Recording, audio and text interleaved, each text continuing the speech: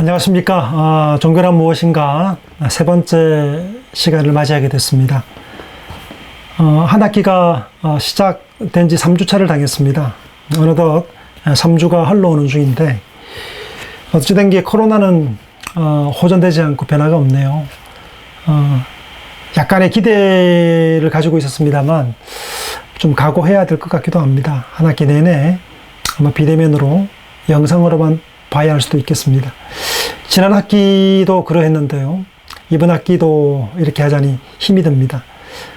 사실 지금 제가 강의를 세 강의차 찍고 있는 중입니다. 연속으로 세 강의를 찍다 보니까 힘이 들고 지쳐 있습니다. 목소리도 약간 맛이 가고 있고요. 좀 피로해 보이기도 할 것 같습니다. 여러분 어떻습니까? 영상 강의 들으면서 공부하기가 녹록지 않을 것 같습니다. 그래도 힘을 내시고 즐겁게 학습해 갔으면 좋겠습니다. 종교란 무엇인가라는 강좌가 교양 강좌입니다. 그래서 여러분 공부하듯이 열심히 파듯이 시험 점수와 성적을 얻기 위해서 고등학교 때 역사 외우듯이 그렇게 공부할 필요가 없을 것 같습니다. 그렇게 하지 마시고요. 편안하게 즐겁게, 그리고 우리가 교양에 대한, 종교에 대한 이해, 종교란 이런 것이야, 종교는 이런 것이 있어, 이런 정도로 우리가 교양적 지식들을 섭렵하는 시간이라고 생각을 하고 임했으면 좋겠습니다. 그렇지 않으면 아마 무겁게 공부하실 수 있을 것 같아요. 그렇게 하시기를 권하지 않고요. 저랑 함께 공부하는 종교란 무엇인가의 시간 동안에는 편안하게, 그리고 그 시험이 있지만 성적에 대해서 연연하기보다는 좀 더 이렇게 마음을 너그럽게 자신에게 주고 공부를 위한 공부가 아니라 정말 알아가야 될 교양으로서의 어떤 종교에 대한 이해를 해나가는 시간을 가지면 그것이 아마 여러분들의 인생에서 훨씬 더 유익한 시간이 되지 않을까 생각을 합니다. 오늘은 세 번째 시간으로 종교란 무엇인가 3강 종교의 기초 개념과 교리의 핵심들에 대해서 함께 살펴보고자 합니다. 좀 서론적인 시간들이 우리 다음 시간까지 이어지고요. 그 다음에는 이제 각 종교의 강론으로 들어갈 겁니다. 지금은 이제 개론으로 전반적인 것들을 다음 시간까지 4시간 동안 다루고 되고요. 그리고 난 다음부터는 이제 강론으로 아브라함의 종교, 유대교부터 시작해서 동방종교, 한국 종교까지 이어지는 시간으로 강론으로 들어가게 될 겁니다. 그래서 개론적인 시간 동안에도 이 개념이 이런 것이다 정도로 이해하고 넘어가면 좋을 것 같습니다. 오늘 종교의 기초 개념, 그리고 각 종교들이 가진 교의 핵심들에 대해서 함께 이야기해 보고자 합니다. 이 종교학에서 가장 중요한, 또 빼놓을 수 없는 인물이 있습니다. 엘리야데라는 분인데요. 사실 엘리야데만을 가지고도 1시간 동안 공부하고 싶은 마음이 있습니다. 사실 엘리야데의 성과 속, 혹은 그의 종교 사상사를 다루는 것은 큰 의미 있는 것이어서 사실 한 학기 동안에 엘리야데와 그의 저술들을 가지고 공부해도 굉장히 괜찮을 겁니다. 현상학적으로 종교학을 풀어낸 학자여서 종교를 이해함에 있어서 오늘날 되게 유익을 주고 도움을 줄 만한 그런 학자입니다. 그래서 그 책들이 많이 있습니다만 엘리야데의 책이 그 중에서 성과 속이라는 책을 추천을 드립니다. 보시면서 따라가는 것도 좋겠다 생각이 듭니다. 엘리야데는 루마니아 사람이에요. 부카레스트에서 태어나서 미국 시카고에서 생을 마치게 됩니다. 살아있는 동안 많은 종교 전문서를 펴낸 인물인데요. 주제도 다양합니다. 그 인도의 요가에서 호주 원주민들 있죠. 원주민들의 종교, 그리고 신화와 역사 연금술, 그리고 성년 의례와 역사주의, 새로운 휴머니즘까지 주제를 망라해서 종교 문화 전반의 폭넓은 조망들을 기술한 그 일평생 종교에 대한 물음, 그에 대한 해답을 찾아갔던 인물입니다. 21살 때, 21세 때, 그 1928년이었습니다. 인도에 가서 칼카타 대학에서 당대 석학으로 있던 다스쿠타라는 교수 밑에서 1932년까지 이렇게 머물면서 공부를 하게 됩니다. 그리고 이제 공부하는 중에 종교에 관심이 많았기 때문에 그 히말라야의 암자 있잖아요. 르시케시에 있는 암자에서 6개월 동안 머물면서 체류하면서 명상하고 요가를 실제로 수행했습니다. 그 나중에 힌두교 쪽으로 가서 요가에 대한 것도 종류가 여러 가지입니다. 오늘날처럼 이렇게 실용적으로 스포츠처럼 바뀌고 또 뭐 이렇게 심리학적으로 바뀌어서 온 이런 것들로 이렇게 있습니다만 되게 다양한 형태의 요가들이 존재해요. 요가에 심취해서 요가에 빠져서 실제로 수행으로서의 요가를 행했던 사람이기도 합니다. 여러 농경 문화들이 있죠. 농경 문화를 섭렵하면서 그 우주적 종교, Cosmic Religion이라는 개념을 끌어내게 됩니다. 이를 통해서 개개의 어떤 종교들이 아니라 그 우리 시대에 많은 종교들이 있잖아요.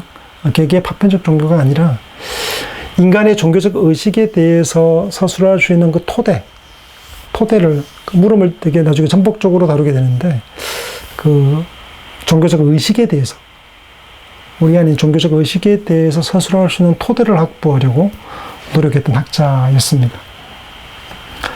1936년에 부카레스트 대학의 요네스쿠 교수 밑에서 요가를 주제로 해서 박사학위를 받았습니다. 그래서 원래 처음에 엘리아데의 첫 어떤 관심은 요가에 있었습니다. 요가. 실제로 수행하기도 했고요. 그러다가 나중에는 전반적인 종교에 대한 관심으로 확장되어 가는데요. 그의 일생의 주제가 된 신화와 상징, 신화에 대한 것, 그리고 상징에 대한 것, 그것에 대한 새로운 해석들을 끌어내고 고대 종교 및 다양한 동양 종교 자료들을 통해서 서방과 동방, 서구인이잖아요. 루마니아 사람이 이 인도에서 서구와 동방의 이 내용들을 함께 아우르면서 새로운 해석들을 시도하게 됩니다. 1946년에 소르본느 대학에서 초빙 교수로 부름받아서 종교사를 49년에 발간하고요. 영원 회귀의 신화를 같은 해에 발간하고 이태 뒤에 샤머니즘이라는 책을 출간하게 됩니다. 1957년에 49살 되었을 때에 미국 시카고 대학 교수로 부임하게 됩니다. 기존의 저술들이 영문으로 번역되면서 이전에 이제 저술했던 책들이 영어로 번역되면서 일약 종교학계의 어떤 스타가 되고 중심이 되죠. 엘리아데가 종교학계에서 그 구심점으로 떠오르는 계기가 바로 시카고 대학으로 가면서부터죠.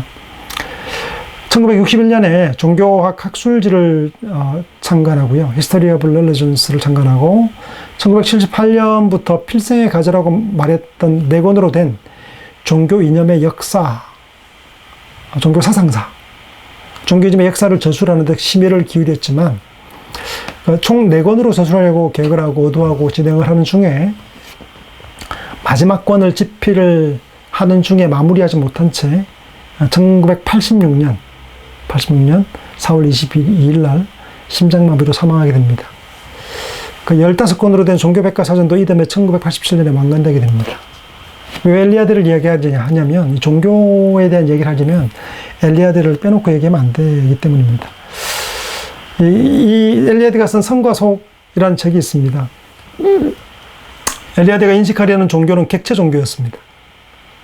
종교 현상을 서술하고 기술된 현상을 인식 가능한 틀에 넣어서 체계화하고 그것으로 우리에게 어떤 의미를 지니는가를 풀어내고자 했던 것이 그의 시도입니다.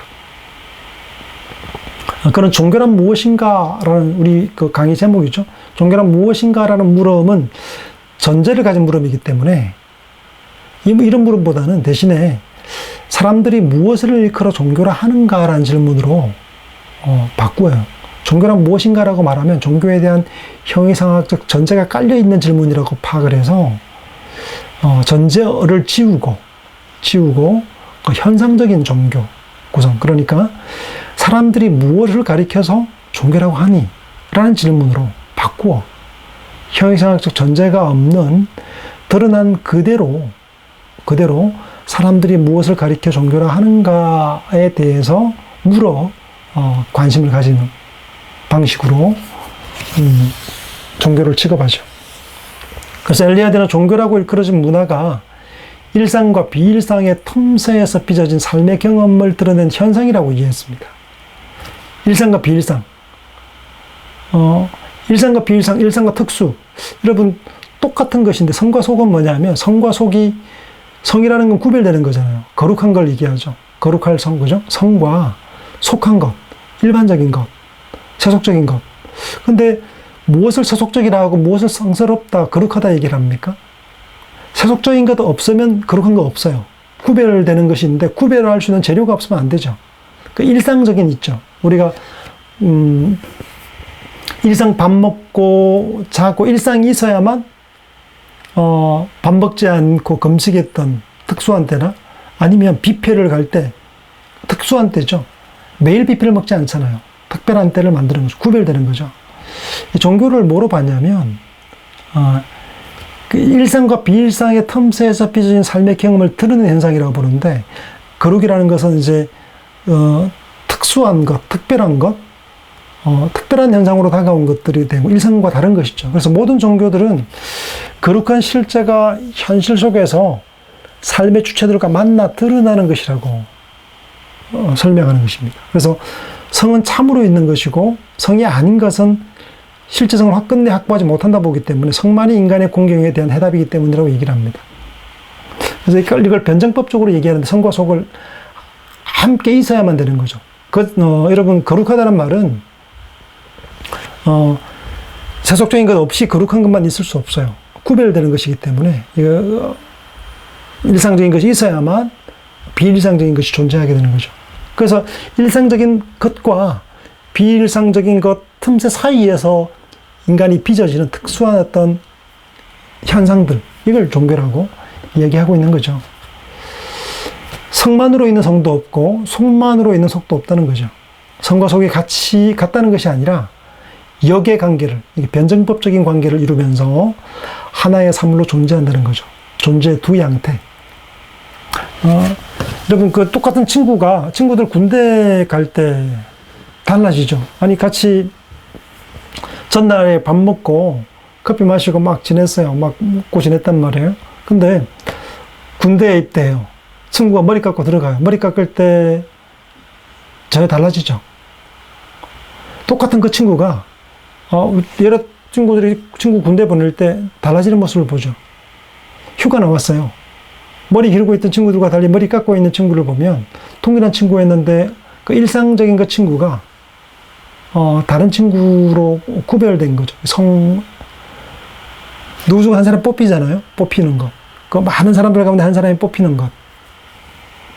이것이 존재의 두 양태라고 얘기를 하는 거죠. 성과 속이 함께 존재하는 겁니다.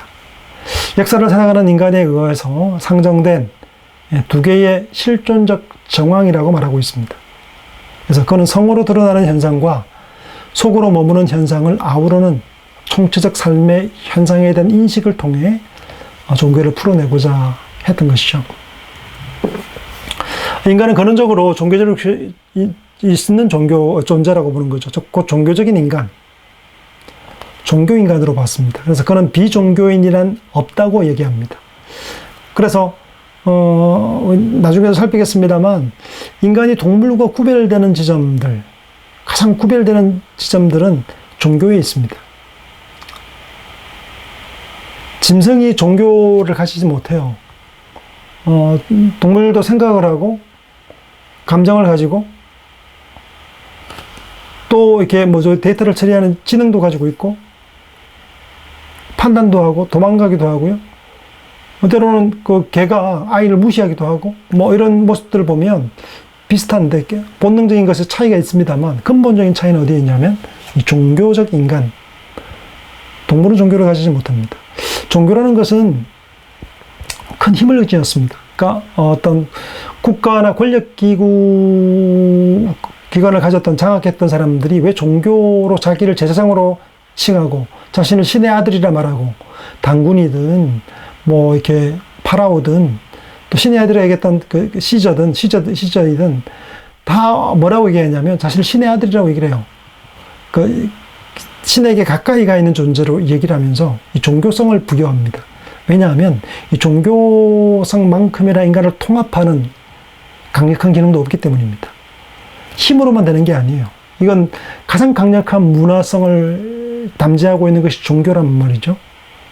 똘똘 뭉치게 만들고 구심점을 만들고 구별되게 만듭니다. 이슬람 종교 또 기독교. 우리 지난 시간에 그 크리스천 클럽 유럽 얘기했잖아요. 어떤 구심점을 만들어내고 통합하는 힘과 파워를 가지게 만드는 것. 이게 이제 종교란 말이죠. 짐승은 그렇게 하지 못해요. 본능적으로 움직이지만 인간처럼 그렇게 체계적이고 교회적 체계를 가지고 움직이지 못하죠. 엘리야드는 비종교인이란 없다고 단언합니다. 비종교인이라는 주장은 실제로는 피상적인 관찰 언어일 뿐이라는 거죠. 피상적으로 관찰했을 뿐이지 실제로 종교란 무엇인가 일생적으로 드러나는 종교가 아니라 현상학적으로 보자면 모든 사람은 종교적일 수밖에 없다라고 말하고 있습니다. 종교는 인간의 삶 속에 있는 현상으로 일상적인 문화현상과 다르지 않다고 얘기를 합니다. 인간의 창조적 상상력이 없었다면 종교도 없었다고 말하고 있는 것이죠. 엘리야드는 신화 얘기를 많이 합니다. 신화. 신화는 죽은 얘기가 아니라고 얘기를 해요. 살아있는 현재의 얘기라고 말해요. 최근에 들어서 보면 이제 신화들을 가지고 심리학자들도 프로이트도 많이 썼죠. 오이디푸스도 쓰고 있고 뭐 이렇게 시시포스 신화 같은 경우는 뭐죠 이렇게 사르트르, 까미 이런 사람들이 계속 사용하죠. 그 신화들의 이야기가 단지 신화로만 머물지 않는다는 것이죠. 근대 이후의 신화는 온갖 부정적인 평가를 받아왔습니다. 현대로 돌아오면서 다시 복귀하고 있는 상태인데요. 신화는 사실을 기술하는 역사의 범주에 들 수 없다는 것이 신화를 무시했던 이유였죠. 그렇게 신화는 설명 불가능한 이야기, 아니면 승인할 수 없는 이야기고 무책임하고 유치한 환상 담론에 불과하다 이렇게 치부하고 또 무시했습니다. 한마디로 비현실적인 이야기야 라고 말했던 것이죠. 그렇지만 엘리야드는 신화와 상징에 대해서 굉장히 중요하게 생각합니다. 인간의 가장 뚜렷한 문화적 특징을 이야기의 현존으로 파악합니다. 우리가 한국 사람인 이유가 뭐예요? 일본 사람과 한국 사람, 중국 사람, 동아시아 사람은 유사하게 생겼어요. 비슷해요. 근데 무엇으로 나누어졌나요? 여러분, 지금 압록강 넘어서 연변에 있던 사람들은 중국 사람입니까? 한국 사람입니까? 엘리야드의 표현에 의하면 이 사람들은 이야기에 속해 살아간다고 얘기를 해요. 그러니까 역사 있죠, 역사. 고구려의 역사가 중국의 역사로 파악하느냐, 아니면 이 한민족의 역사, 이야기로 내 이야기 속에 내가 포함되어 있느냐를 따라서 그 사람이 중국 사람인지 한국 사람인지 파악할 수 있다는 거죠. 일본 사람은 왜 일본 사람이냐면, 우리가 똑같이 생겼음에도 불구하고 일본 사람이냐면, 일본의 신화와 일본의 이야기 있죠. 자신들이 존재해온 이야기가 나의 이야기로, 자신의 이야기로 삼기 때문에 일본 사람이 되는 거예요. 미국 사람들은 미국 역사 있죠. 이 서부 개척과 또 자긍심을 가질 만한 역사의 이야기를 이민의 역사를 자기의 역사로 받아들인 거죠. 그래서 미국인이 되는 겁니다. 한국 사람은 고구려 이야기가, 신라 이야기가, 백제 이야기가 나의 이야기예요. 우리 부모 이야기예요. 조선시대가, 고려가, 통일신라가, 발해가, 그 역사가 우리의 역사인 거예요. 왜 우리가 위안부 할머니들 때문에 붕괴하고 화를 냅니까? 왜 일본의 침탈 때문에 우리가 막 약이 오르고 힘이 마음이 상하고 그럽니까? 왜냐하면 그 이야기를 내 이야기로 삼기 때문이거든요. 남의 이야기는 별로예요. 그냥 흘러가는 거잖아요. 중국 사람들이, 다른 사람들이 우리 역사에 대해서 그 이야기 때문에, 그거 안 됐네라고 말할 수 있지만 붕괴하거나, 감정이 상하거나, 마음이 이렇게 막 분노하거나 그러지 않잖아요. 왜냐하면 자기 이야기가 아니니까. 왜 우리 가족이 옆집 가족과 구분됩니까? 철순애와 우리 집 이야기가 틀려요. 우리 아버지 이야기가 우리 이야기예요. 내 이야기예요. 철수는 철수 아버지와 이야기를 통해 그 이야기에 속해 있기 때문에 철수 내 가족이 되는 겁니다. 우리 가족은 우리 부모와 가족 간의 관계 속에서 이어진 이야기 때문에 우리 가족이 되는 거예요. 사람은 이야기에 속해 살아가는 거예요. 신화란 자신의 소속을 보여줍니다. 이야기인 거죠. 그는 신화는 참으로 일어난 일만을 이야기한다고 말해요. 일어난 이야기. 그러니까 그것이 어떤 방식으로 표현되었던, 그러니까 그리스 신화에서는 우라노스와 가이아 사이에서 크로노스 시간이 탄생하고 하잖아요. 근데 실제로 그 신화는 그렇게 우리가 뭐 사실인지 모르겠어요. 그렇지만 분명한 사실은 뭐냐면 하늘이 있고 우라노스가 하늘이 있고 가이아 땅이 있다는 거예요. 그리고 시간이 있다는 거예요. 그건 사실이라는 거죠. 그렇지 않습니까? 태초에 하나님이 천지를 창조하시니라 할 때 하늘과 땅이 창조되었어요. 근데 하늘이 있어요, 없어요? 있단 말이에요. 땅이 있어요, 없어요? 있단 말이에요. 그 역사성과 이 사실과 함께 간다는 거죠. 진짜인 이유는 실제 하늘이 존재하기 때문이라는 것이죠. 신화는 아득한 이야기로 치부될 수 없는 세계에 대한 이해이고 현존의 이야기라는 거죠. 역사주의는 이제 신화적인 세계로부터 끊어서, 뭐, 우리는 그렇게 얘기하잖아요. 이렇게, 사료 중심의 역사, 서술. 고정이 남아있어야 돼요. 이런 보십시오. 저기, 유럽에나 저기, 메소포타미아 문명으로 가면, 거기는 1000년, 2000년, 3000년, 뭐, 심지어는 8000년이 지나도 유적들이 남아있어요. 근데 우리는 어떻습니까? 8000년 지나면 없어요. 여기는 습하기 때문에 다 썩어버려요. 다 녹아내려요. 사라져버려요. 땅이 그래요.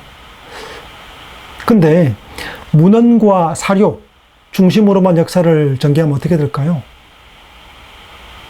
기술된 역사가 항상 사실일까요? 성자의 역사를 기록하지 않을까요?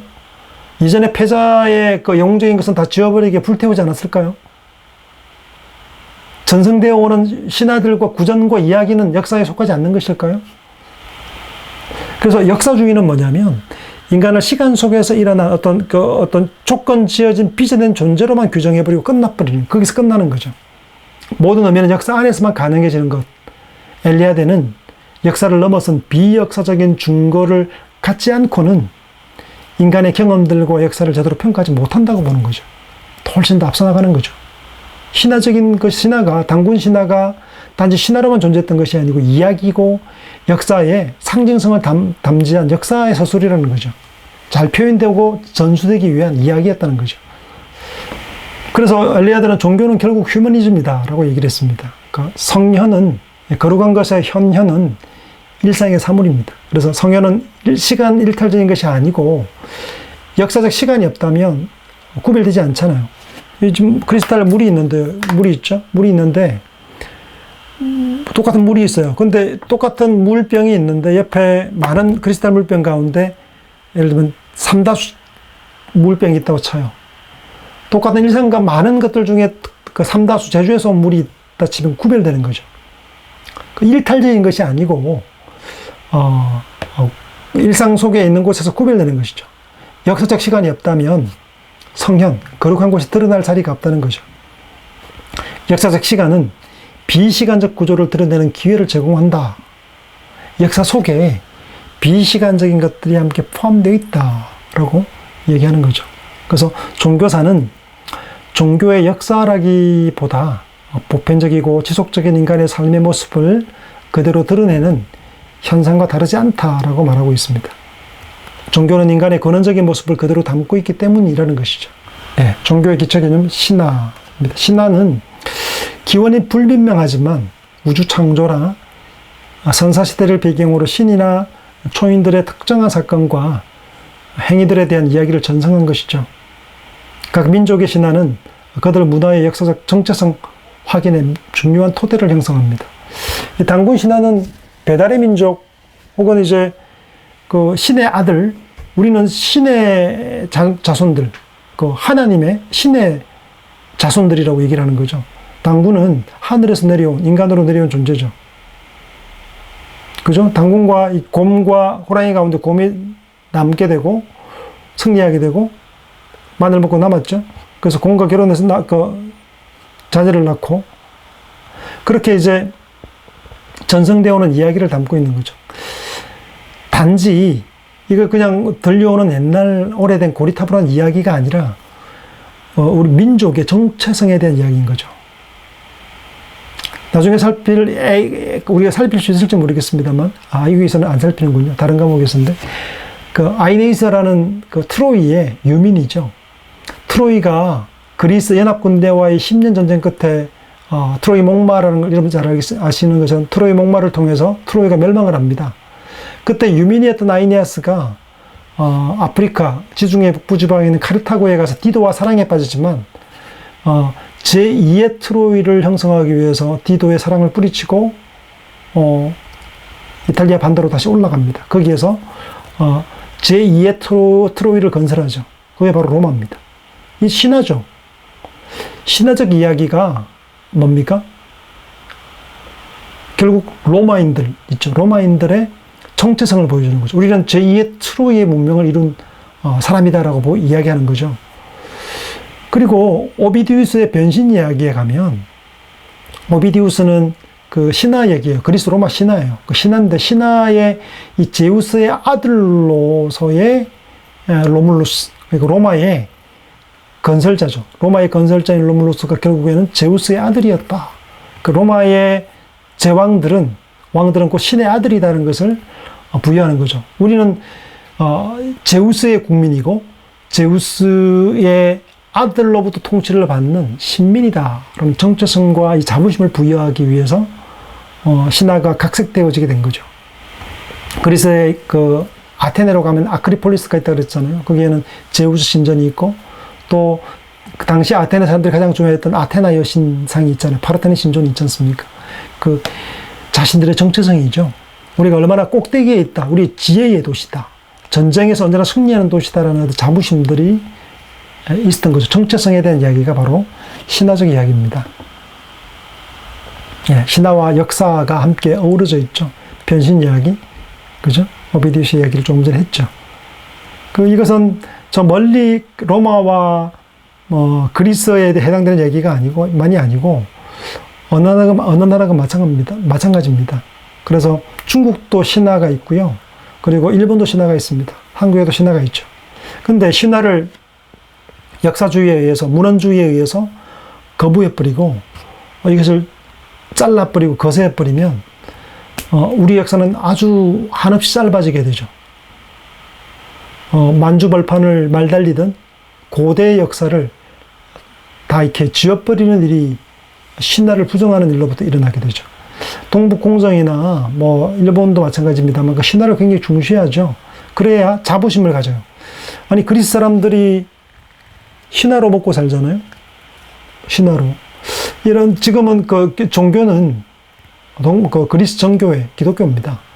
그런데도 불구하고 신전들을 그대로 두죠. 역사의 정체성들을 어떻게 자기 것으로 가져와서 살 것인가의 문제를 얘기를 하는 거죠.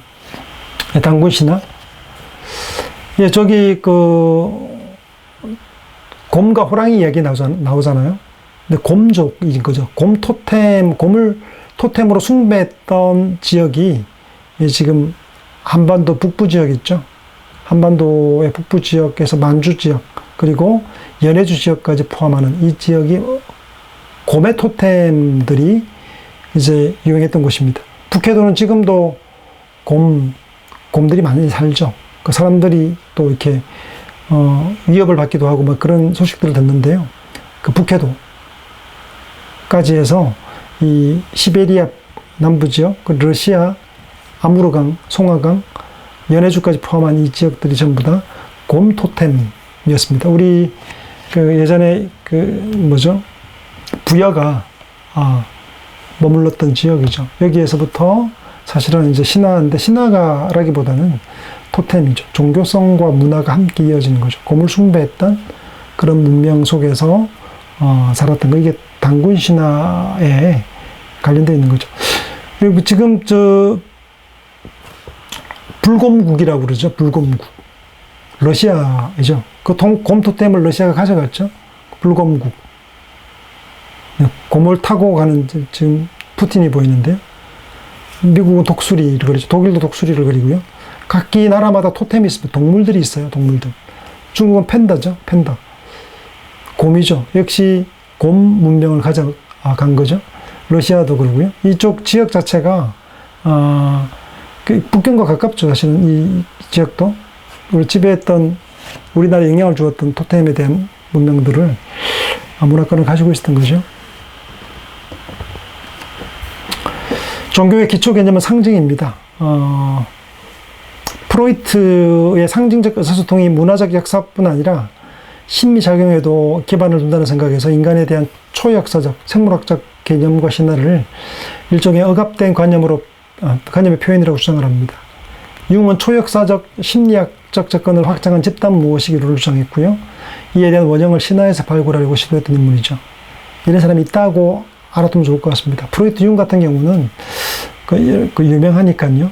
그러면 그 신화를 해석하는 방식이 융을 영향을 받았던 그 맵 오브 소울 그 있죠. 그러니까 뭐 BTS라든가 이 신화적인 내용들에 대한 것들이 포함되어 있습니다.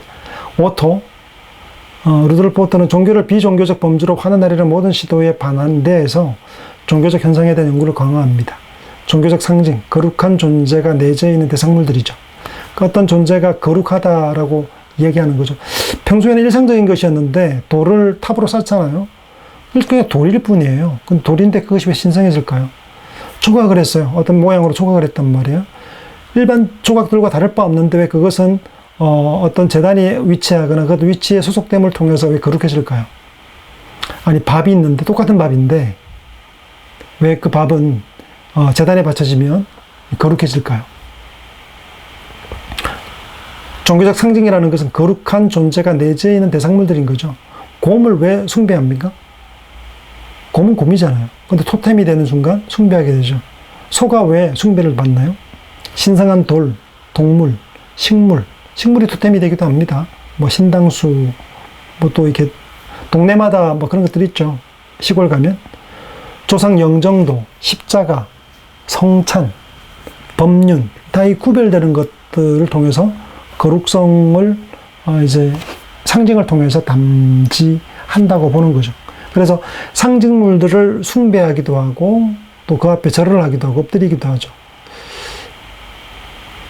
묘지 앞에가 조상에게 절하잖아요. 근데 그 상징적인 것이 있죠. 묘지가 봉분이 있잖아요. 봉분이 있으면 이 봉분은 사실은 어머니 모태에서 우리가 태어났잖아요. 다시 모태로 돌아가는 것의 상징인데 그것에 우리가 절을 하고 제례를 할 때 그것이 곧 부모에 대한 공경과 대상이 된다고 생각하기 때문에 그렇게 이제 숭배를 하게 되는 거죠. 똑같은 봉분들과 산들이 많이 있음에도 불구하고 딴 데 하지 않고 그곳에 하는 것들. 조형된 어떤 조각되고 아로새겨진 것들에 대해서 그러니까 상징이 가지는 어떤 신성성이 있다고 생각하는 것이죠. 검기, 제의 같은 게 있죠. 검기, 타부라고 얘기하죠. 특정 대상이나 행위를 신성화해서 두려운 것으로 간주하는 것을 의미합니다. 그래서 검기하는 거죠. 그거 절대 하면 안 돼요. 어릴 때 뭐 지금 큰일 난다라고 하면서 이거 안 된다고 말하죠. 검기시하는 거 있죠. 이것까지는 괜찮은데 이건 절대 하면 안 된다라고 하는 검기시하는 것들. 그것을 통해서 종교의 신성성, 그러니까 성에 대해서 드러내는 거죠. 영국 탐험가 쿡이 남태평양 폴리네시아의 토속어에서 이 타부라는 말이 여기서 나왔어요. 가리고 삼가야 할 일, 꼭 지켜야 할 일, 반드시 해야 될 것과 검해야 될 것들의 의미를 갖고 있는 것이 바로 타부인데, 타부시한다 얘기하잖아요. 터부시한다. 이게 이제 그게 일반 단어가 되고 개념이 되었는데요. 타부라고 얘기를 하죠. 검기. 제의, 예배, 성례, 경외 대상에 대한 의식인 거죠. 해야 된다는 거. 반드시. 그 종교 철학적으로 제의와 예배는 절대적이고 거룩한 것이 상대적이고 유한한 인간에게 현현하는 장소가 되는 것이죠. 신성한 것에 대한 인간의 답변이라고 파악했던 것이죠. 점술과 주술이 있습니다. 그 점술은 자연적, 심리적 수법 등으로 미래 사태를 예견하는 행위를 가리킵니다. 어원적으로는 신의 의지를 발견하는 것과 관련이 있는 거죠. 미리 보는 거죠. 신의 뜻이 이렇다, 저렇다라고 미리 분간하고 구분하는 거죠. 주술, 매직은 지식을 가진 자가 보이지 않는 신비한 힘이나 부적, 주문, 모략 등을 사용해서 특별한 일을 행하는 것을 의미하는 것이 바로 주술입니다. 마술이라고들 얘기를 하죠. 매직. 그 신비한 힘을 빌어서 특별한 일을 행하는 것을 의미하죠. 점술 요즘 많이 보잖아요. 타로 보러 가는 사람들이 있고, 미래를 알고자 하는 것들이 있죠. 주역에 대한 것들, 그 통계에 가까운 것인데, 이런 것들도 사람들은 믿었고, 또 그렇게 나타난다고 보는 거죠. 그 옛날에 그 제갈공명 같은 사람들 있죠. 그리고 왕의 옆에 책사 역할을 했던 사람들은 사실은 마기, 그러니까 예를 들면 천문학자들이었죠. 인문학자들이었어요. 그 인문학자가 뭐였냐면, 사람에 대한 이해뿐 아니라 하늘을 읽었어요. 별들을 읽고 원력, 달의 움직임을 통해서 바람이 부는 것과 사시사철 계절의 변화를 읽어낸 거죠.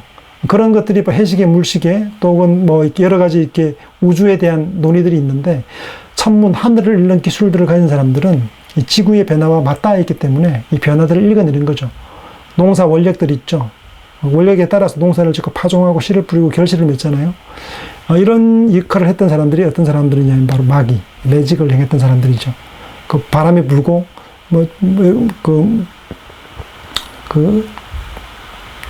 적백대전 같은 경우 보면 바람의 방향을 바꾸는 것처럼 보이잖아요. 그 천기를, 그러니까 하늘의 흐름들을 읽어내는, 그것은 마치 마술처럼 보이지만 사실은 천문학이죠. 오늘날로 말하면 박사들이죠. 그런 사람들이 이제 그 제의를 드리고 어떤 재상적 역할을 수행함을 통해서 역할을 했던 것이죠. 프레이저의 황금의 가지라는 책이 있습니다. 엘리아드의 성과속 혹은 종교 사상사와 함께 황금가지는 굉장히 중요한 책으로 여겨지고 있습니다. 종교의 기원을 인간이 원초적인 주술에 의해서 자연을 통제하려고 시도하다가 좌절한 경험에서 찾으려고 하는 것으로 규정했습니다. 종교를 뭐라고 표현했냐면, 종교를 왜 생겼다고 얘기하냐면, 그 주술에 의해서 자연을 통제하려고 시도하다가 안 되니까 좌절됨을 통해서 찾으려고 하는, 경험에 찾으려고 하는 것들, 이게 지금 종교라고 얘기하는 거죠. 인류의 사고가 점진적으로 발전하고 그 과정이 측정 가능하다고 파악을 하고 있습니다. 태초의 주술적 사유는 시간이 경과하면서 종교적 사유를 거쳐서 과학적 사유의 단계로 이르게 되었다고 봅니다. 그래서 주술적 사유, 그리고 시대의 흐름에 따라 발전했다는 거죠. 그 다음 종교적 사유, 그 다음에는 과학적 사유 단계까지 진화해 왔다. 그러니까 종교는 원시 상태로부터, 그리고 고급한 종교 단계, 그리고 이제는 과학이 종교의 영역을 지배하는 단계로까지 발전되어 온 것이다 라고 얘기하는 거죠. 과학으로 종교를 이해하려는 시도 입장인데, 그 당시 과학이 굉장히 이제 과학이 마치 모든 것을 다 할 수 있는 것처럼 이야기했던 때에 저술되어졌기 때문에 그렇습니다. 단계들 사이에 사슬이 존재한다고 가정을 하고 있습니다. 교의들 몇 가지 살피고요. 오늘 강의를 마쳐야 될 것 같습니다. 창조입니다. creation. 신 또는 우주의 주체자가 세계를 무에서 만들었거나 혼동 상태의 우주에서 질서를 부여했다는 주장이 바로 창조이죠. 그 교의 가운데 중요한 것들 중에 하나가 창조인 거죠. 세상이 어떻게 출생하게 되었는가, 사물이 어떻게 없지 않고 있게 되었는가, 이런 문제들을 다루고 있습니다. 종교에서. 또 다루지 않는 것도 있죠. 왜냐하면 연속적인 또 혹은 변화만 있을 뿐이고 참 그것이 없다고 주장하는 종교도 있습니다만, 성경에서 말하는 창조는 무에서부터 모든 것을 창조했다는 창조의 입장을 취하고 있습니다. 아니면 신화일 뿐이고 우연이고 과정적으로 창조되어 간다는 이론도 있죠. 그리스 신화 플라톤의 티마이오스에 보면 세계 제작자인 데미우르고스가 진료적인 혼돈의 상태에 형상을 부여해서 지금처럼 조화 세상이 된 것이라고 본 것이죠. 그 그리스의 어떤 창조는 진료 있죠. 이거 막 혼동 상태에 있는 진료에다가 형상을 부여해서 창조가 되었다고 보는 입장이에요. 그러니까 형상과 진료의 관계로 창조를 설명하는 거죠. 여러분도 흙이 있잖아요. 철학 어릴 때 철학으로 요즘 조용하는 건 없습니다만 요즘 워낙 좋은 제품들이 나와서 손에 묻지 않는 철학들을 사용합니다만 어린 시절에 철학들을 덩어리가 주어지잖아요. 그 덩어리를 가지고 물건을 만들잖아요. 무엇을 만들고 또 색칠하고 해서 만들어지는데 그냥 철학이 없는 친구들은 시골에 가면 산에 가서 철학이 있는 지대가 있어요. 구릉지대 같은 데 가서 철학을 구해옵니다. 파와요. 얼기설기 섞여 있는 것들을 단단히 뭉쳐서 철학처럼 싸서 신문지에 쌓아두었다가 학교에 가서 이제 그걸 가지고 만들게 되죠. 그러니까 조형되지 않는 것들이 조형되어지기 시작하는 거죠. 진료에다 형상을 부여하는 것. 그런 작업이 바로 창조다라고 얘기하는데 그리스적 창조의 의미입니다. 유출론과 범신론이 있는데요. 신은 세계를 초월하지 않고 세상 속에 내재해 있다고 보는 입장이에요. 자연 만물, 그러니까 물활론적 입장이죠. 모든 사물 안에 신적인 것이 내재해 있다는 거 보는 거죠. 숭배하는 거잖아요. 일본이 지금도 애니미즘적이고 물활론적인 숭배를 하고 있죠. 모든 만물이 신이라는 거죠. 만물 속에 신이 깃들어 있다고 보는 거죠. 나무에도, 그리고 하늘에도, 그리고 공기에도. 모든 곳 가운데 이 사물이, 그러니까 신성이 내재되어 있다고 보는 것. 이걸 이제 유출론 또는 범신론적인 입장입니다. 이 세계 자체가 신의 유출이자 현신이다. 불교에 보면 세계가 바로 자나불, 법신불의 현신으로 하기도 합니다. 부처의 어떤 현신으로 파악되는 거죠. 신으로부터 유출되었다고 보는 것. 여러분, 단무지 좋아하십니까? 단무지? 여러분, 단무지의 유래를 아시나요? 일본의 발음이면 닭광이라고 그래요. 닭광인데, 닭광 소선사로부터 유래된 겁니다. 이 선사가 아주 이렇게, 절밥을 먹으면 되게 간소하게 먹었어요. 고기를 먹는 것도 아니고, 간소하게 먹는데, 이 닭광 선사는 이제, 단지에다가 무를 그냥 이렇게 소금에 절여서 담궈 놨다가, 그걸 이제 밥과 함께 짠지가 되죠. 그걸 이제 주로 아주 검소하게 먹었던 것에서 비롯된 것이 바로 닭광입니다. 동해사 쇼군 도쿠가와 이에미스가 존경하는 닭광 선사와 담소를 나눌 때 닭광 선사가 내온 음식이 바로 무를 절인 것. 여기서부터 닭광이죠. 닭광이 나왔죠. 이 닭광 소선사는 검도 있죠. 칼을 휘두르는 것과 선을 일치시켰습니다. 그래서 부동지 신묘력을 제출했는데 이는 사무라이 정신에 지대한 영향을 끼치게 됩니다. 무아론 있죠. 불교의 무아론과 나 자신을 무아론과 무사도를 결합시켜서 유교를 통한 계급 사회를 형성하게 됩니다. 지배 계급적 구조를 형성하게 되는데 쇼군, 사무라이 정신에 영향을 미쳐서 지금도 이런 지배적 구조에 대해서 익숙해진 모습들이 아마 일본 사회에 중대한 영향을 끼친 문화로 자리 잡았다는 생각이 듭니다. 일본의 군국주의 신무사상으로 발전했고요. 황국사관과 연결되어서 천황호위대의 역할이 2차 대전 때는 황국 식민 모두에게 주어진 정신이었습니다. 미군들이 상륙을 하다가 이오지마, 오키나와 상륙을 하다가 수많은 사람들이 몇만 명씩 죽어나가죠. 그때 일본 사람들은 천황을 위해서 총폭탄이 되자고 얘기합니다. 그러니까 육전으로 싸움을 하고 전개해서는 답이 없다고 파악했죠. 미군 사령관들이 파악을 한 거예요. 왜냐하면 돌격하니까 다 죽이지 않고선 끝이 안 될 것 같으니까 핵이 개발되고 난 이후에 핵을 히로시마와 나가사키에 던지게 되죠. 이런 신무사상으로 발전하게 되는 거죠. 삶은 꿈일 뿐이고 삶은 꿈이야. 죽이지 않는 거죠. 20만을, 30만을 난징, 학살함에도 불구하고 칼로 사람들을 베어냄에도 불구하고 그걸 살육이 아니라 단지 꿈이죠, 꿈. 그리고 다시 무로 돌려보내는 것. 무서운 사상이죠. 이게 이제 종교성이 이 궁극주의와 야합될 때 무서운 힘을 발휘하는 거죠. 그 종교가, 기독교가 이렇게 권력과 야합할 때 어떤 일이, 십자군 전쟁 같은 일이 벌어지는 겁니다. 그것은 어떤 불교든 기독교든 이슬람교가 평화의 종교 아닙니까? 샬롬의 종교고 평화의 종교입니다. 근데 그것이 정권과 권력과 야합할 때 어떻게 되냐면 무시무시한 칼날이 되어 사람들을 해치죠. 그렇게 평화롭다고 말했던 종교들, 사랑을 이야기하는 기독교와 무아를 주장하는 불교가 이렇게 모기가 잘못되게 되면 그 권력과 합쳐지게 되면 이 무시무시한 피바람을 불러올 수 있다는 거죠. 당연히 우리가 이렇게 얘기하면 당연히 우리는 죽여야 하며 가능하면 많은 사람을 죽여야 한다. 적군에 속한 모든 사람을 죽여야 한다. 죄송합니다. 모기한테 물리는 것보다 못 잡았습니다. 당연히 우리는 죽여야 하며 가능한 많은 사람을 죽여야 한다. 적군에 속한 모든 사람을 죽여야 한다. 살생을 하는 순간 죽이지 않는다는 진리를 마음에 품고 우리는 눈물을 삼켜만 합니다.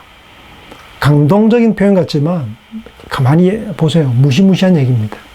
모든 적들을 죽여야 된다. 죽이되 죽이진 살생을 하되 죽이되 죽지 않는다는 진리를 품고 마음에 품고 우리는 눈물을 삼키며 적들을 배워야 한다라고 얘기하죠. 이게 이제 섭리가 있습니다. 기독교에서 신이 창조한 세계를 직접 보존하고 다스려서 계획한 완전한 세계로 경영하여 나가는 일을 이제 섭리라고 이야기를 합니다. 마태복음 6장에 보면 공중에 나는 새로 들에 피는 백합화, 또 들에 나는 풀도 아궁이에 들어갈 들풀까지도 먹이고 입히시는 하나님이라는 표현이 나와요. 그래서 이제 오늘 있다가 내일 그 아궁이에 들어가는 들풀들도 보잘것없는 존재들도 누가 돌본다고 얘기하냐면 신이 돌아보신다. 하나님이 돌아보신다. 이게 섭리인 거죠. 보존에 대한 것, 그리고 돌봄에 대한 것, 그리고 공중에 나는 새들이 무엇을 먹는지, 입는지 이런 것들을 돌본다는 거죠. 여러분 산에 가면 아무도 가지 않았을 법한 곳에도 아름답게 핀 꽃을 보신 적 있습니까? 사람들 앞에 와 있으면 꽃집에 있으면 너무 화려할 텐데, 너무 아름다울 텐데 이것이 산속에 있죠. 너무 아름답게 폈어요. 누가 입히지도 않았어요. 그런데 그렇게 아름답게 옷을 입고 있어요. 누가 입혔느냐? 하나님이 입힌 것이다. 섭리신앙은 그리스 로마 시대 때부터 발달했는데 스토아파에 속한 마르크스 아울렐리우스 황제는 명상록을 쓰게 됩니다.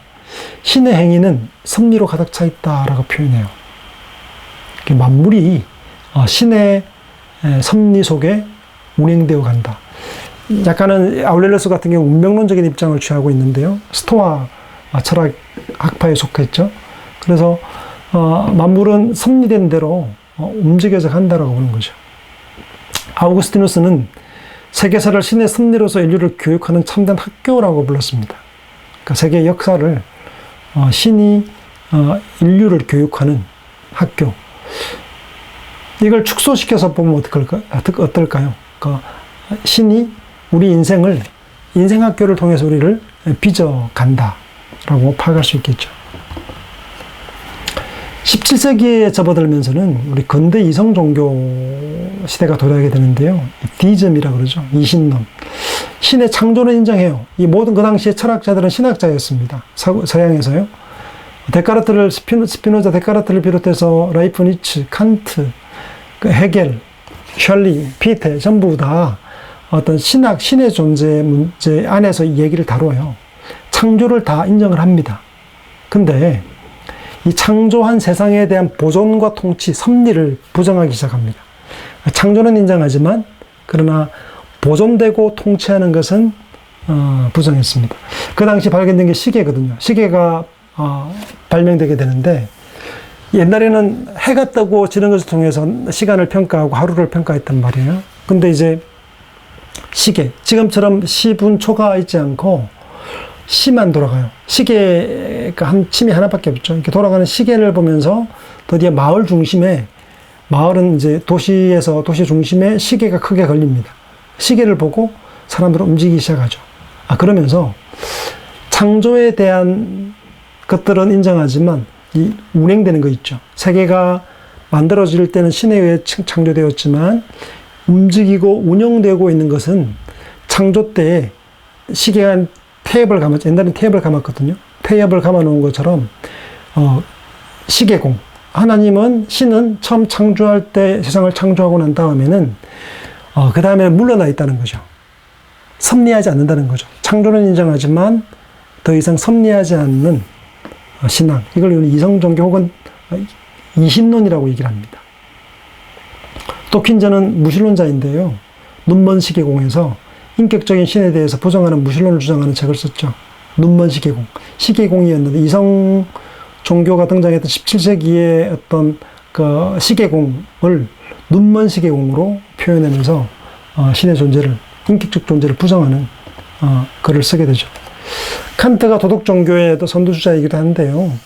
칸트는 불가지론자이기도 합니다. 신에 대해서는요.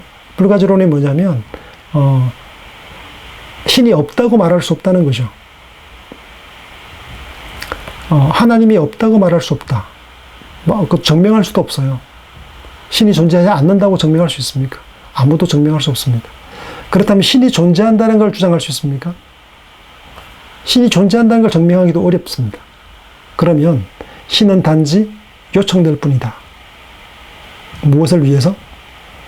실전 이성 비판에 나오고 이성의 한계 안에서 종교에서 나온 글인데요. 이렇게 표현합니다. 인간이 도덕적이고 정언명법적으로 살아가야 하지만 그 살아감에 대한 판단자가 필요한 거죠. 그래서 신을 요청하게 되는 것이죠. 여러분, 착하게 사는 사람들이 잘 살면 좋은데 우리가 실제 살아가는 삶은 어떻습니까? 착하게 살고 정직하게 사는 사람들이 손해보는 경우들이 많죠. 그러면 그렇게 인생이 끝나면 억울할 거 아니에요. 누군가가 마지막에 판단자가 있어야 하는 것이죠. 신의 존재와 그리고 이성적인 도덕적인 행사를 하기 위한 자유라는 존재, 자유와 그리고 영혼불멸의 존재, 영혼불멸이라는 이 세 가지를 요청하게 되는 것이죠.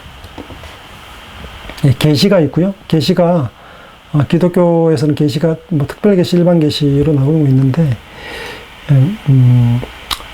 자연 계시는 만물 안에 드러나는 거죠. 산과 들과 바다와 하늘과 땅의 모습들을 통해서 드러내는 신의 존재, 신의 드러냄, 리플레이션, 베일에 가려져 있던 것을 다시 벗겨낸다는 게 계시란 뜻이죠. 특별 계시는 뭐냐면 신이 직접 현현하거나 혹은 어떤 성경을 통해서 알려진 진리의 내용들을 특별 계시라고 얘기합니다. 이 내용들 가운데서 신의 존재와 그 일들을 알려주고 있다고 보는 거죠. 예, 힌두교에는 베다, 신비적 영감으로 쓴 책이라 말하지만 기독교의 계시 자체가 신앙의 골격을 이루고 있지는 않습니다. 어쨌든 그래도 계시적이라고 표현하고 있어요. 고대 그리스의 신탁, 조로아스터교의 교훈도 계시적 속성을 가지고 있습니다. 이슬람계 무함마드가 가브리엘을 통해 받은 특별 계시 등도 계시적 종교라고 부를 수 있는 모습인 거죠. 알리안에는 불교적 깨달음도 우주적 계시로 이해하고 있습니다. 예언들이 있고요. 한번 보시면 좋을 것 같습니다. 미래에 일어나고 발생할 사건에 대해 미리 아는 것, 앞에 주어진 신과의 계약, 언약에 따라 해석하는 행위도 있습니다. 약속된 신의 약속이 변하지 않으므로 변화된 역사적 정황 속에서 주어진 언약의 내용에 따라 선언하고 설명하는 행위를 예언이라고도 합니다. 구원이죠. 모든 종교는 구원과 구원의 교회에 대한 문제를 가지고 해법들을 제시합니다. 자력 구원의 종교가 있고 타력 구원의 종교가 있겠죠. 그리고 협력 구원의 종교도 있습니다. 중보자의 개념이 있고요. 종말에 대한 개념이 담겨져 있습니다. 종말론으로 이어지겠죠. 종말론은 근원적으로 유대교와 기독교에 사용한 서구의 종교 개념이지만 불교의 미륵불이나 불국도 사상, 도참 사상 등이 존재하고 있습니다. 우리 다음 시간에는 개론의 마지막 시간으로서 신앙의 유형과 종교의 구분에 대해서 함께 생각해 보겠습니다. 오늘 여기까지 하겠습니다. 수고 많으셨습니다. 한 주간 잘 보내세요.